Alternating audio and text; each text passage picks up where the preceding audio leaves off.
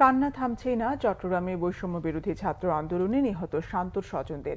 পুলিশের নিষ্ঠুরতায় পছন্দমতো জানাজা ও দাফনের কাজটুকু পর্যন্ত করতে না পারার আক্ষেপ পোড়ায় সন্তান হারানো মা বাবাকে। চট্টগ্রাম থেকে নাসিরউদ্দিনের রিপোর্ট, ক্যামেরায় ছিলেন সাইফুল ইসলাম। ফয়সাল আহমেদ শান্ত চট্টগ্রাম মহানগরীর এমইএস কলেজের প্রথম বর্ষের শিক্ষার্থী।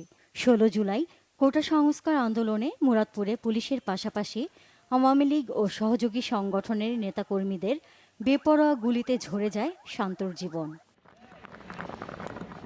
ছেলে মাকে আশ্বস্ত করত, লেখাপড়া করে এনে দেবেন ভালো সার্টিফিকেট, কিন্তু জীবন দিয়ে এনে দিয়েছেন দেশপ্রেমের দৃষ্টান্ত। 2 ছেলে মেয়ে নিয়ে মা কোহিনুর আক্তারের ছিল সাজানো সংসার। একমাত্র ছেলেকে হারিয়ে বিষাদময় জীবন এখন তার। যখন আমার শান্তমণি কেমন হতে দেবে আমাকে ডাকতেছে, আমি তখনও তো ভাবি না যে আমার শান্তমণির লাশ দিবে, হয়তো কারো লাশ এনে আমার হাতে দেবে, আমি বলবো যেটাতে আমার শান্তমণি না। দেখি যে আমার মানিক আমার হাতে এনে দিল শান্তমণির লাশ। বাবা জাকির হোসেন ব্যবসা করেন বরিশালে।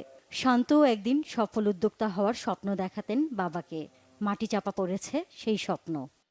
মানে আমি থাকলে তো ফল ফ্রুট কিনে বলছে না আবু, আম তো বাসায় ফ্রিজে আছে।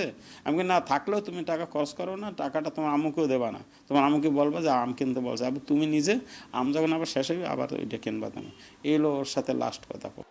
আন্দোলনের ওই দিনে আওয়ামী লীগ, যুবলীগ ও ছাত্রলীগের গুলিতে নিহত হন আরও 3 জন। এদের একজন আসবাবপত্রের কারখানার কর্মী মোহাম্মদ ফারুক। ছেলে হারানোর শোকে কাতর বাবা মা। বউ বলতেছে যে গুল্লি পড়ছে, আপনার ছেলে আপনারা দেখতে আসেন তাড়াতাড়ি। বউ কথা বলছে, একটা কথা বলছে, আর আমরা তো দেখিও নাই, কথা বলতেও পারি নাই, ছেলের সাথে এই শেষ। কোনো সাইডে গুলির দাগা ছিল, 2টা গুলি করা হয়েছে আমার ছেলেটারে। আমার ছেলে তো নিরীহ মানুষ, কাম করে ভাত খায়।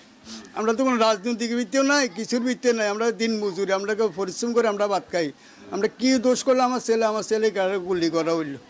ছাত্র জনতার আন্দোলনে চট্টগ্রামে শিক্ষার্থী সহ শহীদ হয়েছেন 10 জন। এসব হত্যাকাণ্ডের সুষ্ঠু বিচার চায় তাদের পরিবার।